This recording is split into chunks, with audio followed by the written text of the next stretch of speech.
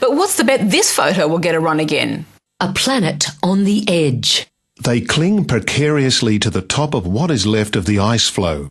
Their fragile grip, the perfect symbol of the tragedy of global warming. Captured on film by Canadian environmentalists, the pair of polar bears look stranded on chunks of broken ice.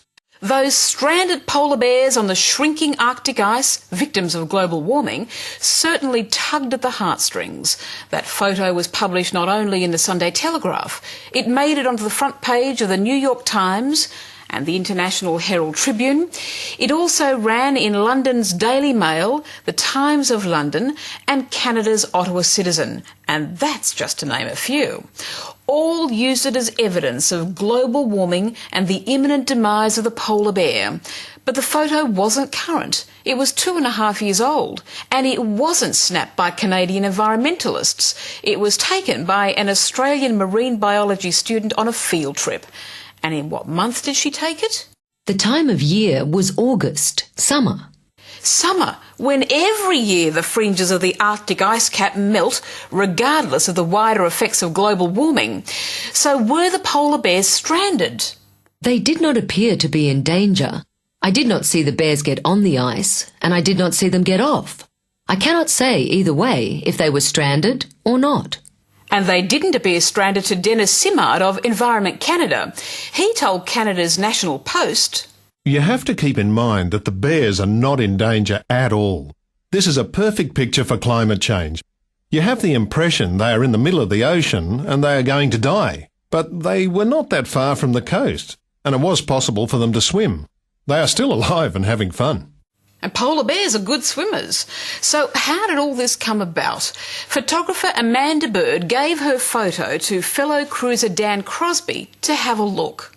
Dan Crosby gave the image to the Canadian Ice Service, who gave the image to Environment Canada, who distributed the image to 7 media agencies, including AP. Associated Press released the photo 2.5 years after it was taken, on the day the United Nations released its major global warming report. That's where Sydney's Sunday Telegraph got the photo, running it with a story taken from the Daily Mail, as Neil Breen explains. The photograph represents polar bears standing on ice that's melting. Now, obviously, there's a disputed account of when that was taken now, and maybe it was taken in the Alaskan summer when you would naturally expect ice to melt, but at the time when it was sent to us, Associated Press, in their caption to us, told us that the picture was taken of melting ice caps and to do with global warming, and that it was sent to them by a Canadian ice authority, and we had no reason to question it. Amanda Bird didn't think her photo necessarily described whether global warming is occurring. I take neither stand. I simply took the photos. If I released the image myself, it would have been as a striking image, nothing more. That's not how Al Gore saw it. He used it in a presentation on man-made global warming.